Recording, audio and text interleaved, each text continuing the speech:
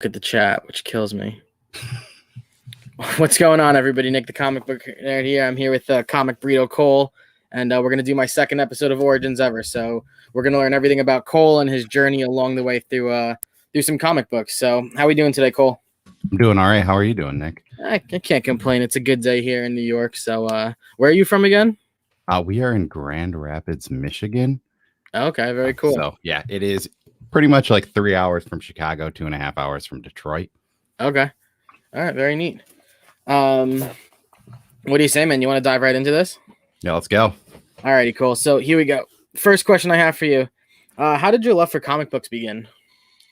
So I've kind of gone like in and out of comic books for like 3 years, but three times. My first time getting into comic books, my mom actually wanted me to read more. I didn't read much as a kid, so she brought me to the comic book shop and was like, yeah, I get some stuff.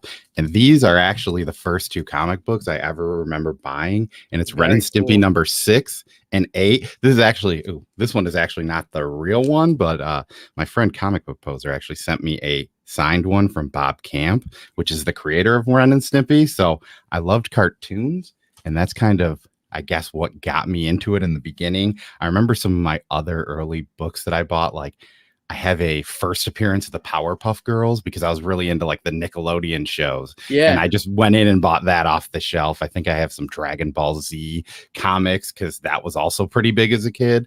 But I kind of was in and out as a kid. Mostly just doing that.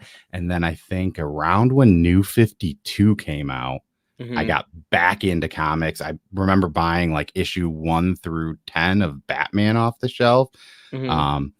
And just kind of at the time and where I was into it. And then 5 years later, which is like 5 years from now or 5 years ago, is when I really got into it. I just remember I was reading a lot of books, and I was trying to read 52 books in 52 weeks.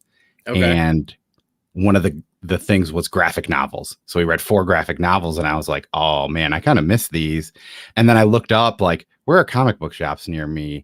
And like a mile from my house, one was opening up in like 3 months. So I was just like, here's all the stuff that I want to pull. Like, no clue what it is. Just here's a bunch of random stuff. Very cool. That's awesome, man. So you pleased your mom too by reading. And on the other hand, you ended up getting to where you are today. I mean, look behind you at, what do you have? Short boxes, long boxes there, and some graded and awesome display. Yeah, I do a little bit mix of the both. Like, some of my longer runs, like Batman Volume 1 is in a long box. I think I have like 216 issues of that, like throughout. Yeah, now like you can kind of see like right down here. Those are mostly like usually like Rebirth and stuff like that, where I have a lot of books from DC in there. I just kind of throw them in a long box once they're kind of there now on the bottom shelf, where it's just easy to put a long box and hopefully never have to get out anything from it again. Yeah, no, absolutely. Very cool. So that Ren and Stimpy, how old did you say you were when you bought those? I don't know the exact time. I mean, I could look it up. I think on here it says, I want to say this was when I was like a 3rd grader. So whatever age a 3rd grader is, which I think is like maybe like between 9 and 11. Very cool. So you were into like the Nickelodeon, the Cartoon Network thing and everything? Yeah, like, Johnny Bravo, Doug, all those kind of stuff. So, I mean, just kind of in between that, I remember, I even found recently my comic book shop they'll occasionally buy a new like collection, and they'll put them on. They used to have games, but just because of how, COVID is and everything like that, they don't have people come in for games. So what they did is they took some of those those tables, folding tables, and put like, here's a new collection. So, $3 an issue or whatever. And I was rummaging through them, and I found for $1 an issue number 1 of Beavis and Butthead. It ends up having tape all along the side, but I was like, hey, now I have a $1 issue of Beavis and Butthead that hopefully someday I can get a better version of. Very, very cool. That's awesome. Let's say hi. Andy, what's going on, man? Thanks for jumping in. Hello. Cole here from Comic Burrito. Andy from episode 1. Great dude to have on. All righty, so let's keep moving on. So obviously, the second question was going to be, what was your first memory of comics, which you kind of pounded out all at once, which is great. What was the first comic you ever read? What'd you go with that Ren and Stimpy? Was that Ren and Stimpy 6 and 8, you said? Yeah, and I like it's weird because like as a kid you see these two like covers, right? And which one Mhm. do you think you're going to read first? Obviously the one with Right. Spider-Man and Powder Toast Man, but no, this is the one I remember like wanting to read first. I don't know why. I mean like as Okay. now like one of my favorite genres is crime, and this is like, Ren is a detective, so I guess that probably brought me in at an early age of like maybe I do like crime stuff. So but yeah, Yeah. I mean I would say that those are the first books I remember reading, but my brother kind of got into comics early. I mean, my brother's 5 years older than me. So I remember he Okay. was into like, 90s X-Men, 90s Spider-Man. He was into some of that stuff like Shadowhawk or, the early Image stuff like Gen 13. I have a few random issues of. So I probably read some of those first, but those are like the first books I remember choosing and reading. Very cool. Okay. Yeah, and those covers are awesome. I mean, the Spider-Man cover and the detective cover is really nice too.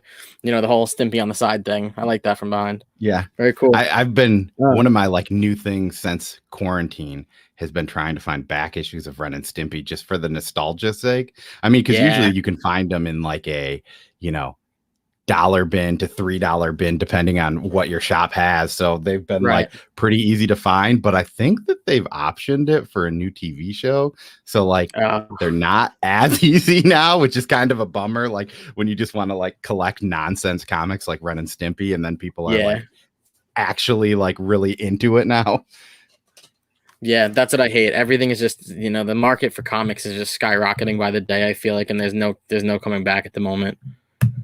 What's going on, Slim? Thanks for joining in, man. Hey, and thank you again, Slim, for the I'm not sure if you saw that, but I got a 9.6. Oh, I saw. Yeah, you won that giveaway. It's actually laying down right here because I didn't have a stand to put it on yet. You got to get that shown. That was an awesome book, dude. That was that Invincible Iron Man 7? Yep, and it's the Women in Power cover, so it has Mary Jane on it, and it says, "Face it, Tiger, I'm the boss." But it's the first appearance of Riri Williams, and I'm a big fan of the Champions, so that is definitely a book that is, definitely gonna fit. Yeah, as you can see over my shoulder right here. Ooh, right here I have. Oop, here I'm bad at this. Right here, I can never figure out which is right and left. Champion. I don't know. My head's too in the way. The Champion stand-up like cardboards that you got from the shop. Very cool. Like the first issue of Champions, they came out. It's got Cyclops. I think it's got Kamala Khan, and then it's got Miles Morales. So they're just little stand-up cardboards. Yeah, but they're pretty sweet. Oh yeah, no, absolutely. I love when you get little things like that. Those are the things I feel like I should put everywhere, and then I realize I've run out of room everywhere. So yeah.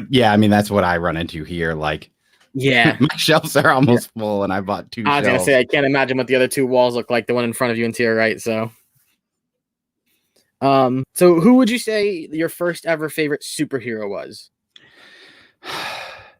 I would probably say, I mean, it's been mostly Batman, right? I love Batman, but I mean, as a kid, I was really into like Nightcrawler and Spider-Man. Okay. Like, I mean, the X-Men video game is something that like everyone was into, we'd always play in the arcade, and it's like everyone fought over Nightcrawler. Like, luckily I was like 5'3" as a 5th grader, so I was slightly big, so I could just push other people around and be like, Nightcrawler's mine. I want to bamf around the screen.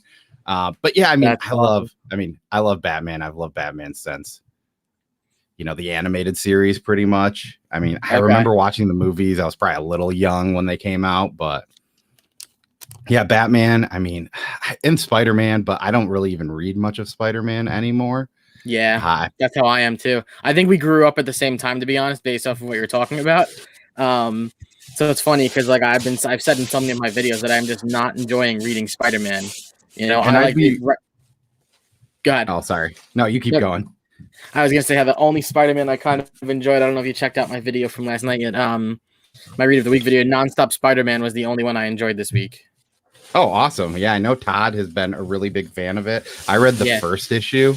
I don't think I grabbed the second one just because I have so much stuff on my pull list that it's hard. But I was just going to say I'd be reluctant to not mention these guys, the Ninja Turtles. Oh, yeah. Yeah, I love these as a kid. I have so many action figures. I posted a picture on Instagram of like all of them. But my daughter has my shop sells golden books, and I'm not sure if you know what those are. They've got the little golden thing on the side. They're just a cardboard book, but like one of them is like the Pokey Puppy. Like they had them around when we were kids, but now they're releasing them with like so the ones I've gotten from her are like Frozen ones. I've gotten her Toy Story ones. I've gotten a Captain Marvel, some other ones, but I got her Totally Turtles and she loved it. So I found my old box of Ninja Turtles and we've been playing with those a lot lately too, which is Very kind of cool. awesome to see, you know. And everyone's like, you could sell these for money. And it's like, well, I mean, I played with them a lot as a kid and now like she can play with them at, like, you know, so it's just kind of sweet.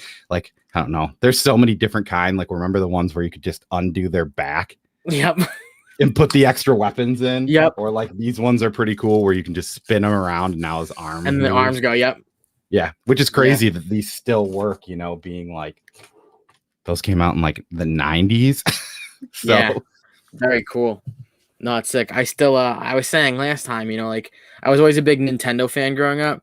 And like we just didn't take, you know, they didn't make enough like Super Mario stuff for like our time, you know, and now they are. So I buy all of those figures left and right across the board. You know, I just can't stop. And I was looking into some Ninja Turtle stuff, and I was just like, I should do it, and I just haven't. I wish I had like the original ones. Like at one point, Nickelodeon years ago relaunched the series for whatever number of time, and it was so good. And then they turned it into a movie, and I just didn't stick with any of the toys. I didn't keep them.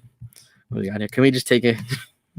That's right. You came prepared. Yeah. So these are actually when we had our year-end celebration. This is actually our Burrito logo that we made a bow tie out of. It just happened to be the top one, and I figure if I'm out repping our show, I might as well wear some Burrito gear. And very, very cool. Happened to fit. Very cool. That was awesome because you guys did a whole year of awards too, right? Yeah. We started in February, so we were just like, instead of doing a year end at the end of the year when everyone else is doing it, let's do it in February. We don't do things, I guess, towards the normal way anyway, and it was a way that, you know, a lot of people probably had fatigue from watching so many different lists that it's like, hey, we'll give you guys a month to marinate, and now you can come back to ours. Very cool. Yeah, no, that's awesome. You guys, I love the content you guys put out. We'll kind of get towards that at the end. So I was just gonna ask, do you own any like statues or figures of any of like the Marvel, or you have any Batmans, anything like that?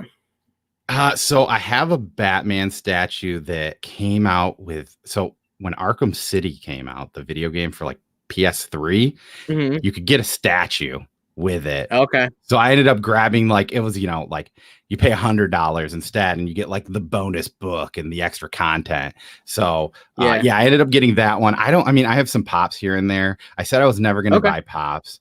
And then they created Funko Pops for Saga, which is like my all-time favorite comic book. Oh, cool. And so I was like, oh, okay, I'll buy these. And then I've started to dabble. I have some other like figures. But yeah, like, I mean, I have these Ninja Turtles that I played with as a kid that like, brought out a bag of them, of some of my favorites that I was like, all right, I'm going to save for downstairs, like just so that my daughter doesn't destroy them. So obviously I have, you know, Bebop and Rocksteady. You have to bring them down. This is the only Shredder that I have, but I also need the Splintered. And this one is actually like, I don't know what that is called. I think it's called Flocked, but it's actually like hairy. Yeah. So if you like touch them, it's like felty. Yeah, I've got the Mondo Gecko, Yosagi Yojimbo. Oh, very cool. Yeah, I mean, Baxter Stockman. And yeah, just a few other ones that I remember really liking as a kid. So, but the hard thing with me is if I start going down the road of toys, I'm already buying enough comic books that I'm not even going to have space to like put any of these. My friend, which here, actually, I'll just step up for a second and grab it so I can show you. Yeah, no, go for it, man. Take a minute. I have a good question for you when you come back. Let's see. All right, this is my buddy Hansley. Everybody, what's up, Hansley? Thanks for checking this video out, man. Man, when I was little, my neighbor worked at the garbage facility and he always gave me some sick, huge figure Batman, Iron Man. Very cool.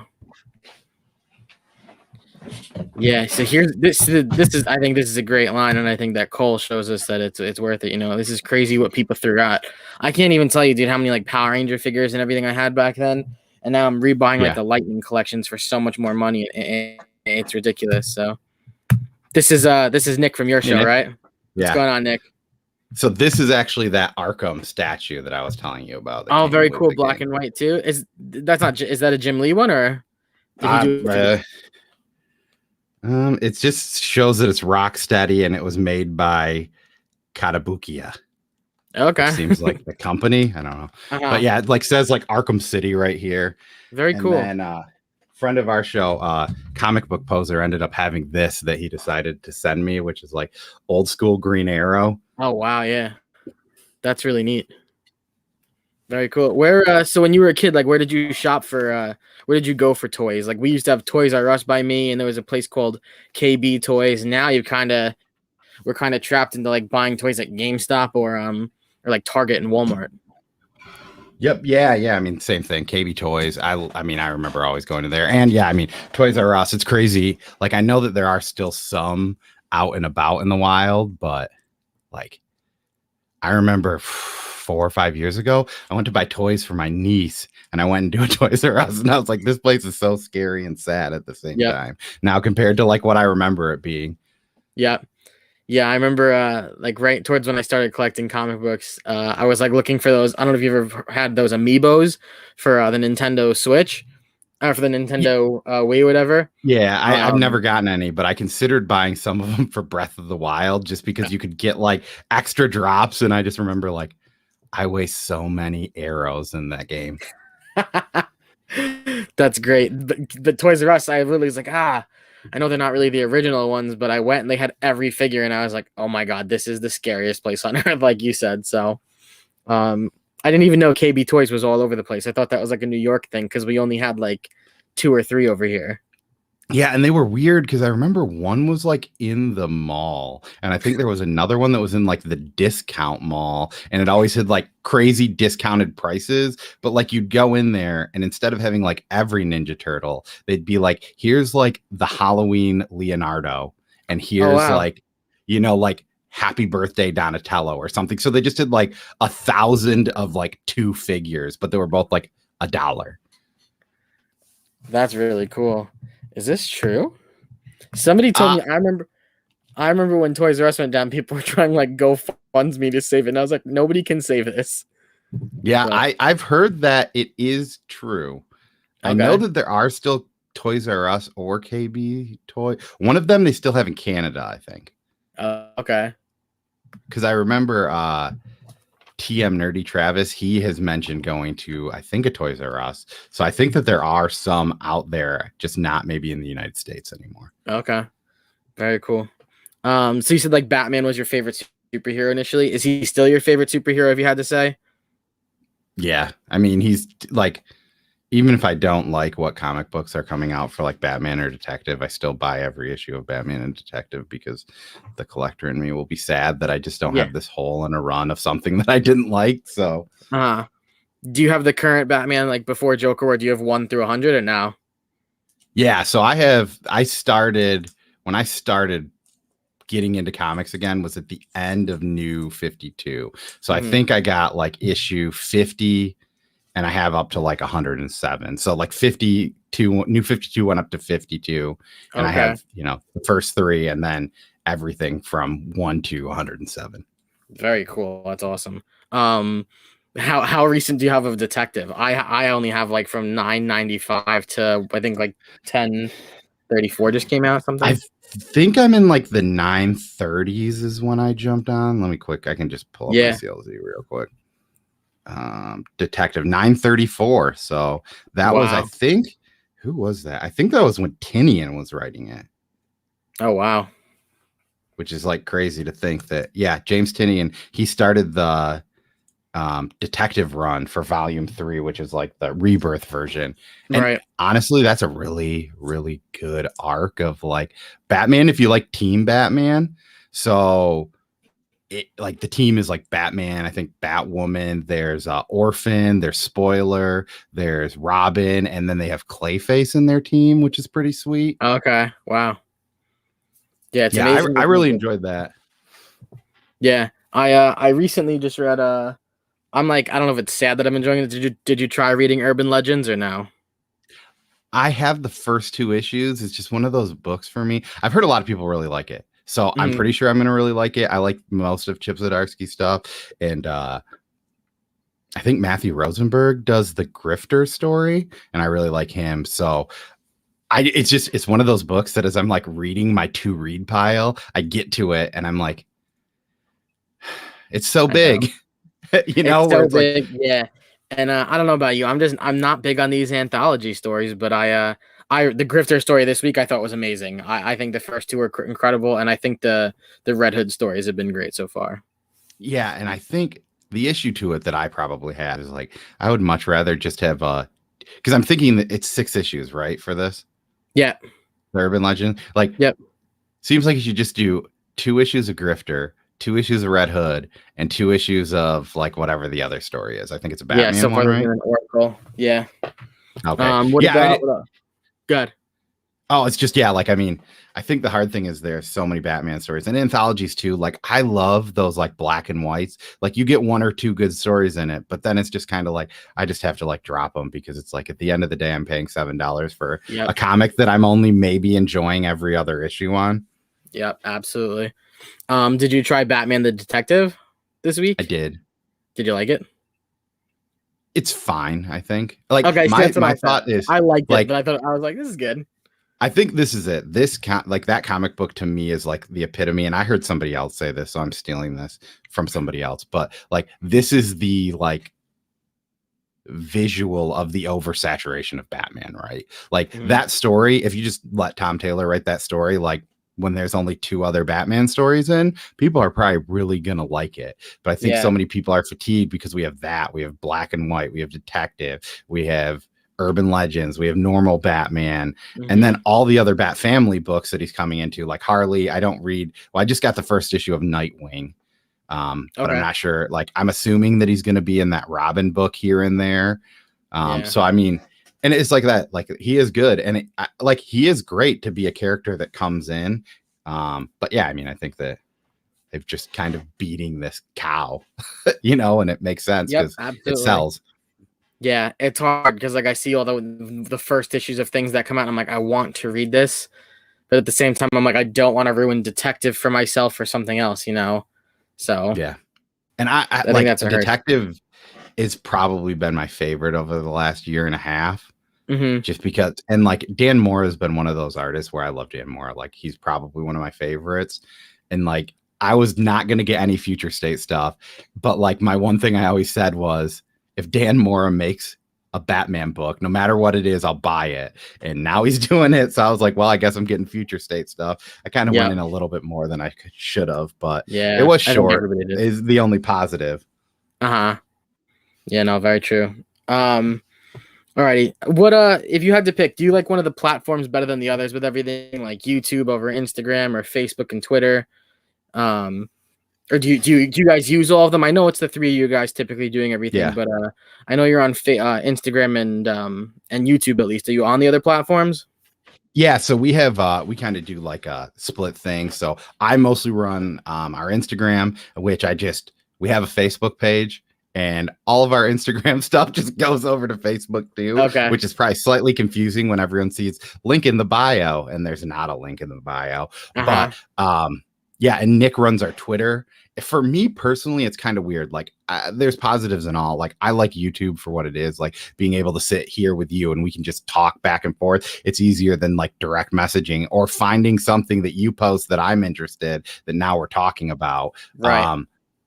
I would probably, I also run our OnlyFans. So if you guys want to get in on that, it's usually just me shirtless reading comics and eating Cheetos. Okay. But yeah, like Nick runs our Twitter. If I were to pick, Twitter's probably like the best, I think, for me. Like, the hard thing is Twitter has a lot more of a like toxic area. Like Instagram, I don't see very much toxic stuff going on Instagram. Here and there you see it, but it's not like, even like, you know, when you look at things like Comicsgate, like I've never seen the hashtag Comicsgate on Instagram, and like, you know, it'll just show up in Twitter world. But like, I think once you get into Twitter, like I can just create a Twitter on like a post where I'm just like, hey, what did everyone think about the detective, right? And then people start writing about it. Whereas like for Instagram, I have to take a picture of the cover of it or like something, you know, and where I think that works in some things. it Yeah. makes it harder to create. Like if you just have a general idea or you just want to talk about something, Instagram doesn't seem well. I mean, I guess too, or you just have to start tagging people. And I don't Yep. really like tagging people because Yeah, I me don't want neither. somebody to be like, why'd you tag me? I don't even like Batman. Like, I don't know. I thought maybe you would. Uh-huh. Yeah, it's the tags and it's your hashtags or everything on Instagram, and then you got to think of the hashtags and put them all out there. But like you said, and tagging other people. So, Yeah. um, but yeah, the Facebook thing. I remember I tried Facebook, and then I was like, you know what? I made this separate Instagram account for my personal account, knowing that I would vibe with other people who were into comic books. And then I was like, oh, I'll do it on Facebook too. But it was like just like friends from like work and like my regular Facebook friends, but they were never really checking it out. But I understood that because I was like, oh, you don't have those interests. That's why I went and did this Instagram one though instead. So my Facebook thing lasted a very short amount of time. Yeah. The one weird thing I've noticed is that a lot of creators love Facebook. I don't know. Like, I mean, I would guess too, because you have like some of these guys where it's like, I can just like you befriended me because you met me at a con, right? So now I can just post this out and be like, here's stuff. Like I don't know. There's a lot of people that I see and interact with on Facebook that are creators, which is like pretty cool, but it just makes it hard because yeah, I mean, I think too, Facebook and even Instagram's easier to get through it because you can just start doing hashtags. But I know Facebook wants you to pay money essentially, right? They want you to pay money for your post to advertise them so that other people will see them, which is kind of a bummer, but like the posts that get the best is when I tag somebody in Instagram and it happens to be the same thing for their Facebook. And then they just share it on Facebook. And then now this post is, 600 views because 3 people shared it. Yep, exactly.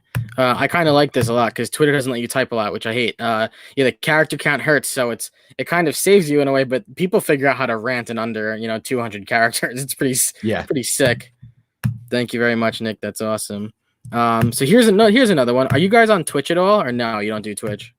We don't. I mean, we pretty much just do Facebook. I know that we've like a few of our stuff will like when we first started, we would share to Facebook. We've shared to Twitter for our live videos, but for the most part, just YouTube. I mean, the hard thing with Twitch is like, we don't do a lot of gaming stuff. And I know some people do, but I think for the most part, if I'm ever going to Twitch, it's to watch Dota 2. Like that's the only reason that I would use that because that's the only place you can watch it, But I don't know. I mean, it's hard because like, especially with YouTube, like it's not like we're like planning on making millions of dollars or whatever, but if we're at least putting all these videos into YouTube, at least we have one repository for it. Whereas if you kind of go all over the place, it kind of hurts, I guess. Have you ever dabbled in the other ones? I never tried a Twitter page with comic books. Twitch, I used to go on A1 Comics used to do like this whole thing on Twitch, and I just didn't stay with it. I have the app on my phone, but I don't have notifications on it like YouTube. But my friend Hansley, Sleep Dark Senpai over there, he started playing Magic the Gathering with his friends on there, so that's pretty sweet. Let's see what Andy had to say about Twitter here. Twitter is great for creator interaction, Instagram for community interaction, and Facebook. Yeah, that's and like, fair. Yeah, I remember one of my biggest Twitter posts that I ever had was just I made an old fashioned and I was watching the Taylor Swift Disney Plus thing. I just took a picture of the old fashioned and the TV and goes, do you think Mitch Gerards would be proud of me right now because he loves old fashions and Taylor Swift? And then he started retweeting it. Even Tom King came in and was just like nerd. And I was like, that's funny. Life has been complete. There you go. That's awesome. Very, very cool. What's your favorite part about the comic book community? If you had to pick something. I mean, it's just like the hard thing is I like comics. Like a lot of my friends in my personal life like aren't really huge into comics. So just finding other people to talk to stuff. And I mean, the community is great. Like, yep. It's so true. But it's full of the people that watch the MCU and think they know everything. Yeah. And I mean, but yeah, like there's just like, we've met so many great people since we've done this channel. Like, I mean, like one of my all-time favorite books is Mind Management, and I have a 9.2 and a 9.6 of 1 and 2. And this one is actually remarked from, and like both of them are signed by Matt Kent, who wrote that. And Comic Book Poser, if you found him on YouTube, he actually just A-okayed those to me because he found them on Mercari. And he was like, I know you'd love this, and this was such a good price. I just had to get it and ship it to you. Very cool. That's So I awesome. was just like, you know, I don't know, like, but yeah, I mean, just being able to get on here and just talk about like comic books and have people actually interested enough to interact back with us, but then Right. find other people who have, and it's not always even just have the same interests. Sometimes you want to have people that have different interests, right? Like, you know, when you don't like something and I love something, it's fun to talk to it and figure out why you don't like it or Yeah. why, you know, and like even like there's certain people that I'll talk to, like there's like Taylor Winder. One of the things that I've heard him complain about that is something I never think about is just like lettering. He'll complain about like I'll only find like there's certain books where I was like, the lettering in this book is fantastic, but lettering has never affected me where it's like, Right. I mean, even reading sometimes, I mean, when reading digitally, I use what is it called? The Amazon Fire. So it's only 10 inches, not as big. Sometimes I have to like scroll into stuff, but you know, just hearing other people have like these weird irks with stuff makes you almost pay attention to those things a little Yeah. bit more too. No, it's funny. I think the best way. What's up, Commander Strike? I think the best way. I think that was a great answer. How it's so easy. I've messaged you a million times for help on Instagram, and it's one of those things where like, everybody's just pushing everybody else's content. It feels like, I didn't know you from a hole in the wall until a couple of months ago, and we're now talking for the first time, and it's like, kind of like what I said to Andy last week. It's like I've known you for a long time, which is awesome, and I think that's great that comics bring us together like that. Yeah, and I mean, like, you know, even like with some of the questions, like we have this similar interest, and it's like even I tell you when you're like asking help on like how to like do a video editing thing, like I'm not great at it, but I know enough to like poke around and explain it a little bit. And that's, Yeah. it's kind of nice, like I know like Todd on our show, he does a lot of like the heavy lifting with our video editing when we do edited videos. And like there have been times where I'm just trying to explain something to me, and he was just like, here, let me screen share you and show you how easy this is. Because most of the time you can find the stuff on a YouTube video, but when it's like, I don't know what this word is that I'm looking for. Like I was trying to like, I was like, how do I make it so that the track is bigger or whatever? And I like don't know how to do it. And he's like, I'm explaining it to him. And he's like, oh, you just do this. And I'm like, oh, wow. But like me trying to like YouTube that, I couldn't even figure out the right words for what that even means. Yeah, no, I'm so technologically dumb. It's not even funny. I can't keep up with any of it. What kind of role do you feel that you play in the comic book community, whether it be through your YouTube or your Instagram, between the three of you guys? Is it really just the three of you, or do you guys have like backstage people too? We do not have any backstage people. I mean, but I don't know. It's crazy. Like we have people like, I mean, there was one point in the summer where Comic Book Poser was on our Saturday night live stream more than any member of us, because all three of us took a weekend off. And like he was on all of our streams too. So it was like he put in more hours than we did. I mean, like we've had people like Bearded Comic Bro, like Chaos and Comics have came on to like our streams all the time. And I mean, for most people here, usually, I mean, we've cooled down a little bit, but on our Saturday night streams, usually after we have our interviewer leave, like sometimes we'll just open it up if you're on our Discord. I mean, I think like the greatest thing that us as the Comic Burrito provide to the community is probably our Discord. Like it's just like, it can get really overwhelming, and there's a lot of people talking in there, and sometimes it can get pretty crazy, and sometimes you want nothing to deal with it, I guess. But like we're actively talking about stuff. We've had so many people like be like, I can't find, like, I know Todd, one of the issues we had is we have this guy that comes into our shop and pretty much pulls up the Key Collector app and buys like 3/4 of a short box. Just grabbing stuff though. And like Nottingham has been one of those titles from Mad Cave where it's just gone crazy on the first print. And Todd had asked them to put it on his pull list, but they had forgotten or didn't do it quite yet. And they accidentally put it on the shelf. The guy grabbed it. Well, somebody else from our shop or from our Discord was like, oh, I found one. Like, I'll just charge you for the price of it and shipping, and we've done that for other people too, where it's like, our shop is weird. Like there's certain indie books like that are just like, everyone's like, I can't find this, sold out everywhere. And our shop will have like 5 copies of it. But then there's like books like Batman where we have 0 copies of it, so it's like, I don't get it sometimes, but it's great. And it's helped us, help people. Like I've gone in and there's been books like that where I'll buy 4 or 5 copies of it, but I'll specifically tell my shop owner, like, I have some friends that are asking about this. Remember that I bought this many, because I'm not trying to like mess with your numbers, but you bought a lot of copies. They're sitting here. I'd rather help other people out. And like, I was like, I'm not flipping these. I'm just, Like at most, I'm probably not even going to charge somebody the $4 I spent. I'm just going to charge them for the shipping. Uh-huh. But That's awesome. yeah, I mean, yeah, like that's like we do that. And I mean, it's just, yeah. And it's weird because, you know, we have stuff where you can promote your own stuff, you know, you can talk about comics, but we also have just like a pub and grub where we talk about actual food. We have like a people fighting people that sometimes we talk about wrestling and sometimes people talk about boxing or MMA. We even have like a sports channel. I know we did a fantasy football and everyone had to send $1 comic book to the winner. That's funny. Most of us sent swimsuit edition comic books to the winner this year.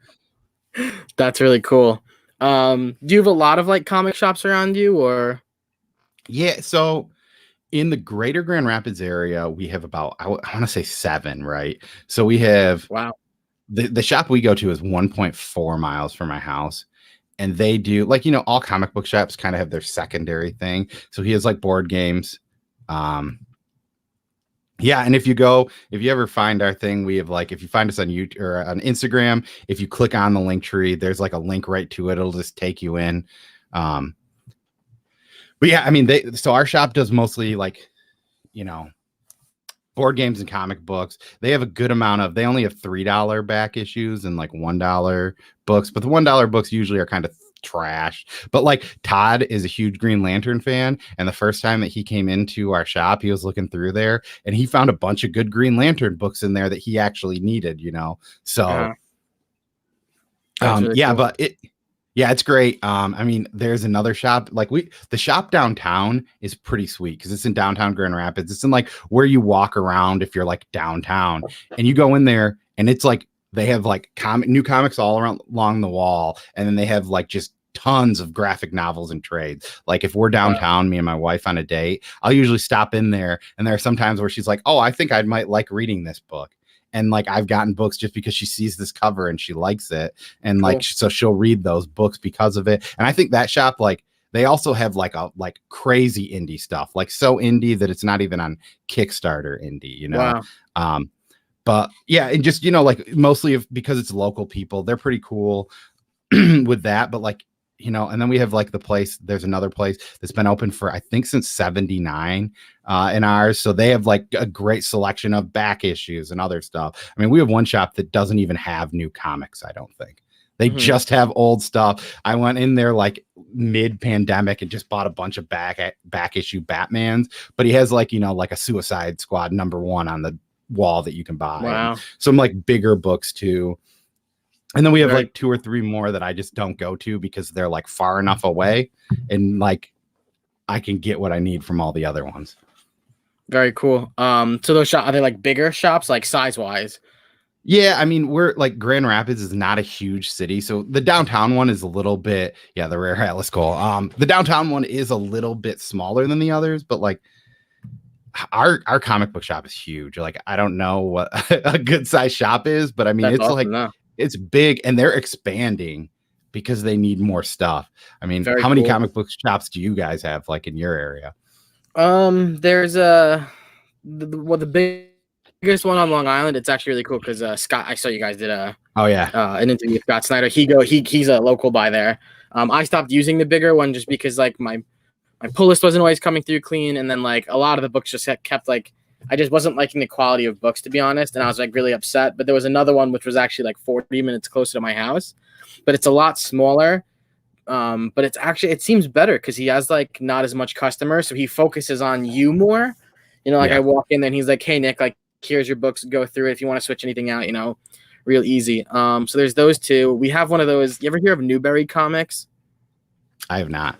So that's like a chain apparently. They have one of those in like the mall by us, and they really like don't know what they're doing because like they don't know. Like you walk in and it's like there's a whole wall of Pop Funkos, then there's like a shirt section, then they sell like all these vinyls and stuff. Like it's kind of all over the place. And on the back there's just like some comic books and they're just like not really taken care of. So it's kind of disappointing. But it's not the place to go for it. So really besides that, and then there's maybe like 2 others. One just closed down. I think due to COVID, they just couldn't stay afloat anymore. And but yeah, it sucks to see it, but what is that? Dang Comics, what up, man? What else we got? Do you remember what the first ever post you put on Instagram was? So I looked back at this, and this is from my personal account, It was the 5-issue mini of Bebop and Rocksteady Destroy Everything.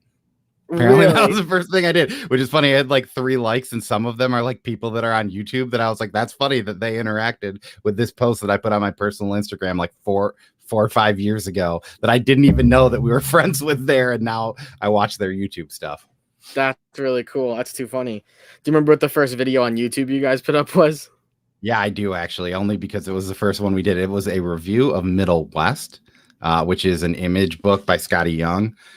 We actually, so the funny thing about how we started is like Nick and I knew each other through disc golf, and Todd and Nick knew each other because they worked together. And I think like we were the 2 people Nick talked to about comics. So it was just like, here, let's start a Facebook Messenger group. And we started talking, and then we started a like a Facebook comic book reading club.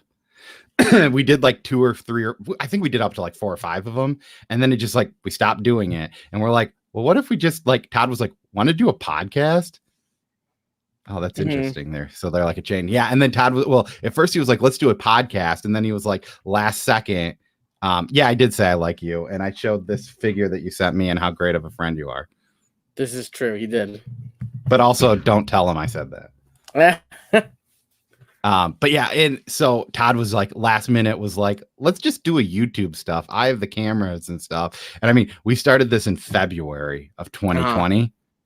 We met again like the day before our city shut down for COVID. Wow. And then it was just like, well, what are we going to do now? And we like transitioned into like live streams where we had like planned on just meeting once a month, talking about like what we read for the month. You know, maybe we all read a trade or something and then just talk about other stuff, and we'd have a few beers. And so it was just like, we turned into this where we just talk on, you know, streams now, which things are starting to clear up in our area. I mean, I don't know. Michigan is still like one of the worst places for COVID. I think we're like 3rd, but they're doing a pretty good job of getting people the vaccine, which is pretty awesome. I got my first shot, or I get my second on Friday. So, okay, very cool. I get my first next Friday, finally. So if you guys, you know, I mean, it's hard because like you're kind of answering for everybody, but why do you create content, you know? Yeah, I mean, I think like that was the thing. We just kind of were talking in a Facebook group about it, and we were like, why don't we just do this and see if other people can do it? And I mean, that's the thing. I don't think any of us thought like we would be interacting with other people on YouTube in the comic book community when we first started this. But I think like, you know, the worst thing about pandemic is that it has brought all these people together, you know, like people that we probably never talked to, you know, like, and I think it's kind of replaced, you know, not necessarily replaced, but it has taken some of the, you know, experience you would get at a Comic-Con, right? Where you just meet a random person in line and talk about how much you like, you know, this person that's about to sign your book.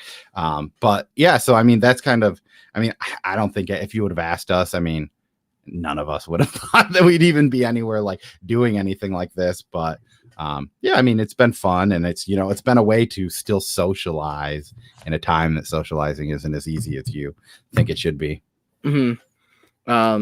Yeah, no, that great answer. Yeah, like you said, you meet so many kind of like random strangers who you almost feel like are your friends, you know, in a way. So what else do I got for you here? If you guys had to pick like you know, what would be your biggest break so far with YouTube? You know, like, I mean, I don't know.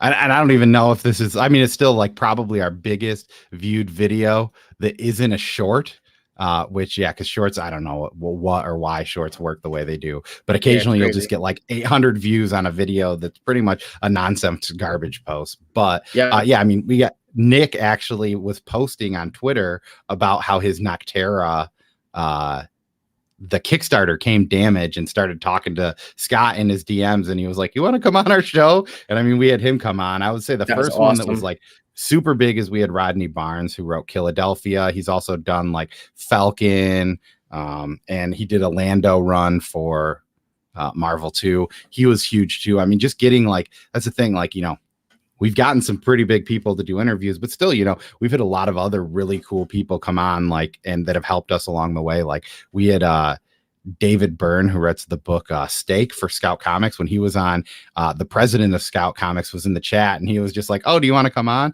And he came on, and now, like, we have a discount code. So if you want to buy stuff from Scout Comics, you can just type in Burrito. But they've also helped us because we've been interviewing a lot of their people. Like this week, we'll have Brian Hawkins and Pat Foreman, who wrote the book Black Cotton, which is pretty big for Scout. It's been blowing up a lot. Just by having them on, they're donating a few of the issues of Black Cotton so that we can give it away to people that are in the chat watching us. So, I mean, very cool. I would say, like, things like that, working with other, and I mean, like, we've, Todd is pretty good friends with one of the guys who runs Deepwater Games, which is part of Source Point Press, another like indie comic creator. And they've donated a lot of stuff to us too, just to, like, as we have these creators on, just to, like, help spread the love, which is awesome, because it's like, we enjoy these books. We love these books. That's why we're having these creators on. But the fact that, the companies that they work for are willing to spend money to then be able to get more people to read it is because they trust in their product, right? And when you have a good product, when you can just, like, give out stuff to people, it's going to bring them back. So. Yeah, you guys, I think some of those videos are insane. That Scott Snyder, when I saw that, I was like, no way. And then I was like, holy crap, I watched it. Well, the funny thing is, he was like he showed up probably like 20 minutes later than he said he was going to be. So everyone was like, is this a joke? Are you guys April Fools in us? That's funny. Oh yeah, we should make that thumbnail. I don't know if you've he bought like a mask. He even has the fanny pack, because Scout does a lot of threadless stuff, so you can buy, like, a fanny pack of any of their comics. And apparently Comic Book Poser needed to get a fanny pack. That's awesome.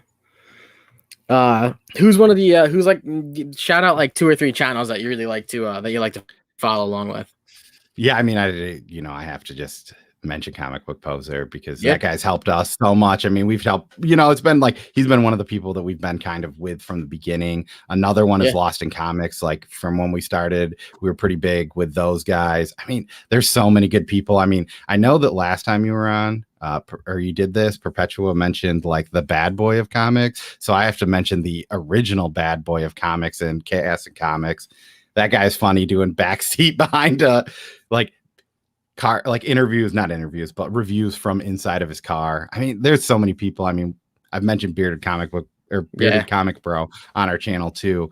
But I mean, there's a ton of great people out there. So I mean, just follow somebody and figure out what you like. I mean, I think the biggest is there's kind of, there's always a little bit of different, like, the kind of content that I gravitate towards personally is just more of the, like, this is what I like about this book, like, doing more of a review style stuff, because that's what I'm just more into talking about comics. Like, I do have some collectibles here and I do collect stuff, but even me, like, my grail is probably a Saga #1 in first print, which is very obtainable, but it's just, I've not been wanting to spend $300 on a comic book. I found some random stuff, and I think I'm going to start. One of the things I'm going to start doing is, as you can see, I have a fairly big collection. I think I'm going to start thinning the herd. Okay. And selling, like, stuff where it's like, I'm probably never going to reread this again. I'm probably never going to want to, like, have my kids be like, you should read this, you would enjoy it. But, where I can have, like, a 5 or 10 issue run that I can maybe sell and just start getting some money back. And that's probably what I'll do to, like, help fund the hobby a little bit. Yeah, no, absolutely. That's what you talked about with Andy. He ended up getting a Star Wars 1. And he's like, but I had to sell out, 3 or 4 other books for it. And that's just the way it goes. And sometimes trimming the fat doesn't hurt, because it also adds space for more books. And another big thing I wanted to ask you. So I ended up pushing my my Knicks picks videos on Wednesdays to 8:45 instead of 9 o'clock, because I love to watch your new comic book day. How many books a week would you say you average buying? Okay, so I'll just pull up my League of Comic Geeks. And this is loosely right? Because sometimes I might buy something in the shelf. Sometimes something's not in. So we're looking at this week, I'm getting 21 issues. Wow.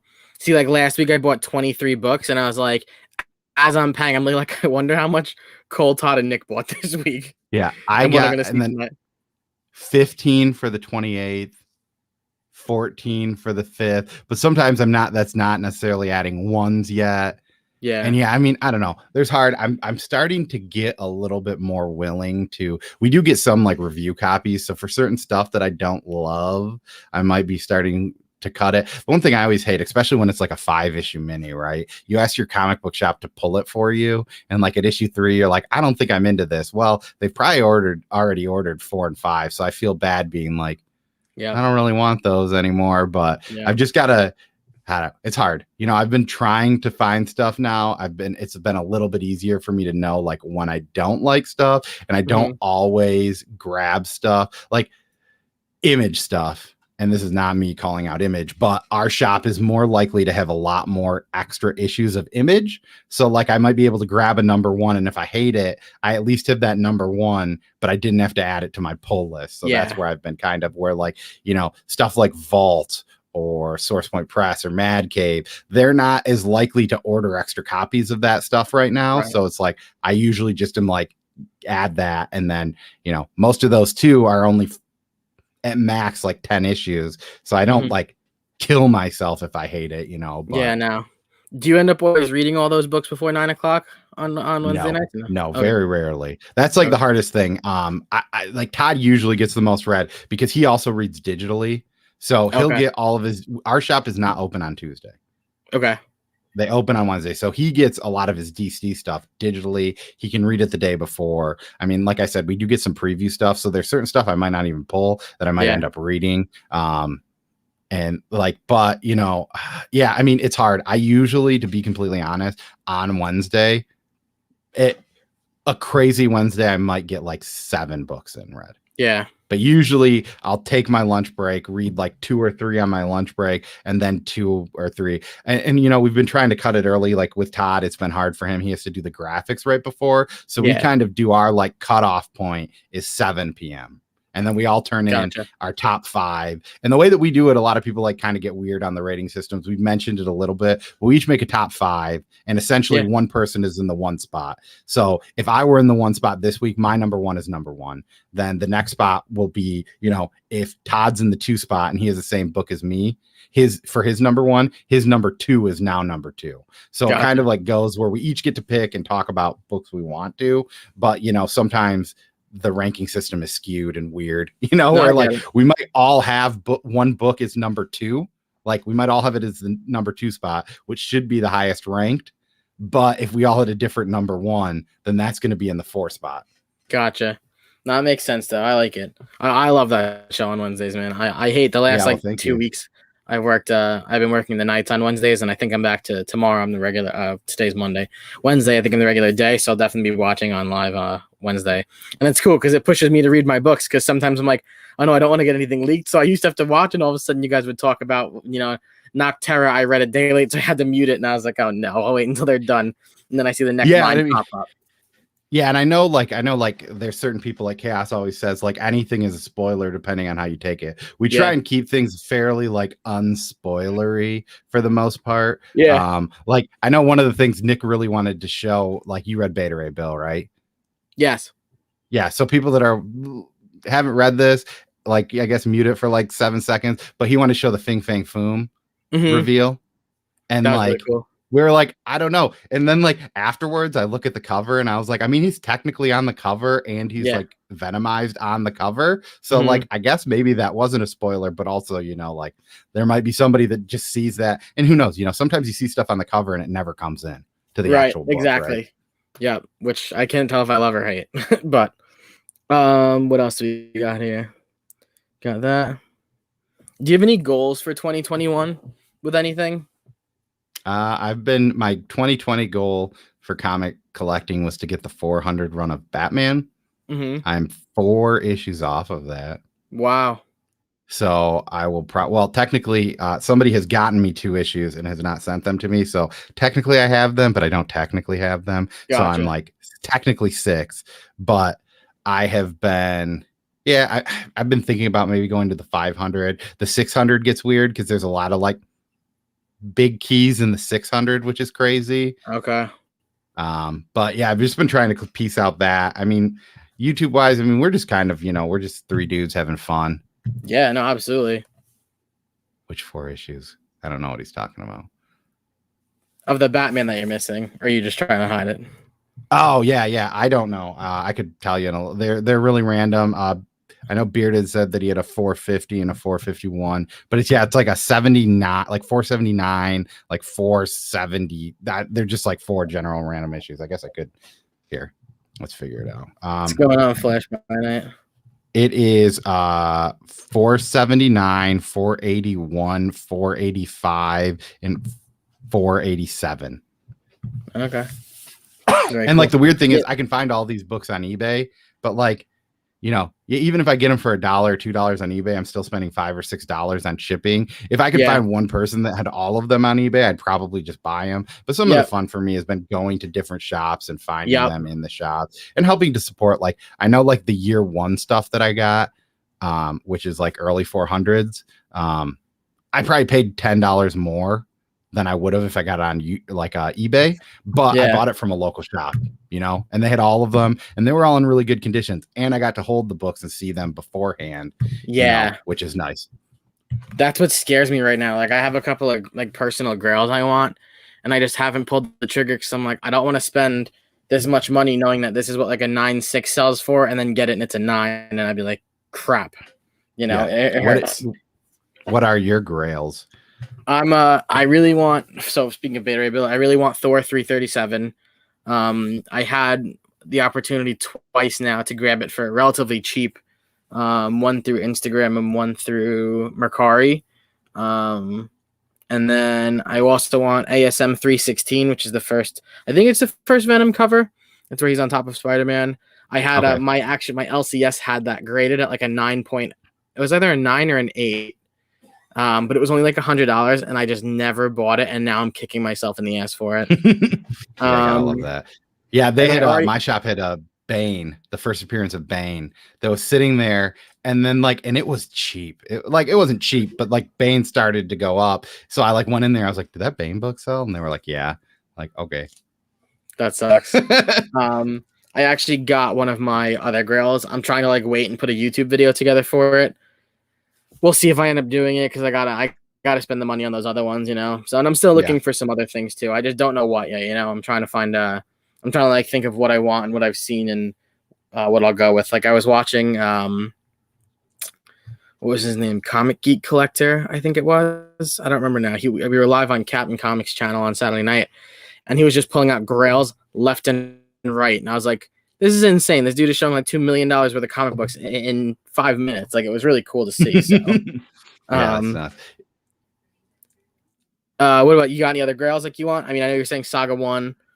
Yeah, Saga 1 is going to be one. I don't know. I mean, there's some like I would love to get the Werewolf by Night issue that has Moon Knight in it, but that is unobtainable at this point for me. I mean, is it unobtainable? No, but like I don't want to put in the work to get something like that. Yeah. I mean, yeah, there's definitely some Batman ones. Like one of my early grails that the first grail I ever got was Batman 133, which is the first appearance of Kite Man.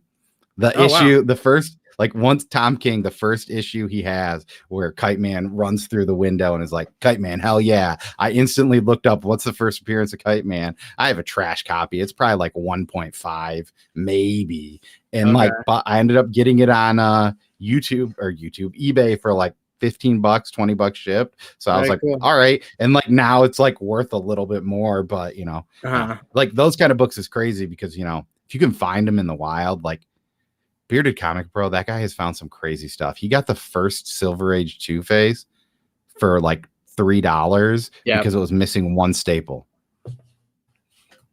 Even at like a very low grade price, that book is still worth like $200, $300. Yeah, so it's like that's insane. Yeah, I kind of love the idea of I used to do where I'd go hunting for certain things, and then I stopped. I need to like find a certain series that I want to go for again, but I'll get there again one day. So, and that's kind of what I enjoy more, like looking for this Batman Volume 1. Like it just gives me an attainable goal where I can actually like go out to random shops and look in like $1 to $3 bins. Like this weekend, I was visiting my sister-in-law in Chicago, went to a suburb of Chicago to a comic book shop. I ended up getting like 30 issues of Batman, all for $2 a piece. That's awesome. And like they all fit in the run, you know? So it's just like, I use CLZ. So I have that on my phone. I don't even have to know what I want to look for. I just find the ones that I have and just don't get those ones. Yep, exactly. That's sick. All right, man. Before we go, talk about your channel a little bit. Yeah, so I mean, yeah, we are a threesome. We are called Comic Burrito. We've been doing a Monday video. We release at like 1:15. It's usually we are boosting some sort of a book. Those usually are like four to 10 minute videos of us just talking about something. Wednesday we do our new comic book day called This Week in Comics. It's 9 p.m. Eastern Standard Time. We usually try and keep that in an hour. And I know like we try and keep things as unspoilery as possible. We don't really, ever like talk about big reveals or anything like that. But obviously there are going to be some spoilers in that. And then, on 10 p.m. Eastern Time every Saturday, we usually have a creator interview on, or we just have like a Discord hangout where we'll have people on and do a live stream. Those ones can go long, but if you're in for the first hour, it's usually just us specifically talking to a creator about their comic book or content that they create, and go from there. And I mean, we've been kind of dabbling in some shorts, so like we're probably releasing a video every day. We try not to push the shorts off to people, so you're getting the notifications. But I mean, there's stuff there if you want to check those out. Usually it's just like, here's the top books we're excited for, here's what we liked from last week. I've been trying to try out some like 1-minute reviews, but I've only really done one of them. But I mean, we're kind of there. We just like, we're three dudes that like to talk about comic books and read comic books. So if that's what you're interested in, awesome, man. Check us out. Thanks. Like I said, I think what you guys do is great. I think the three of you are awesome together. The way you guys like collab and roll off of each other, and even if you guys are like bashing each other, it's just so funny. It's like watching a sitcom sometimes, and we don't even know you. So very cool. You guys definitely check out Comic Burrito. Their link is down in the description, and you'll see them Wednesday on my God, what did you just call? I can't forget what you call This Week in Comics. This Week in Comics. That's right. All right, guys. Thanks so much for hanging out, Coleman. You're the man. Thanks so much for all the information. Thank you for having me on. Oh, absolutely, man. All right, guys. Stay safe. Enjoy your comics.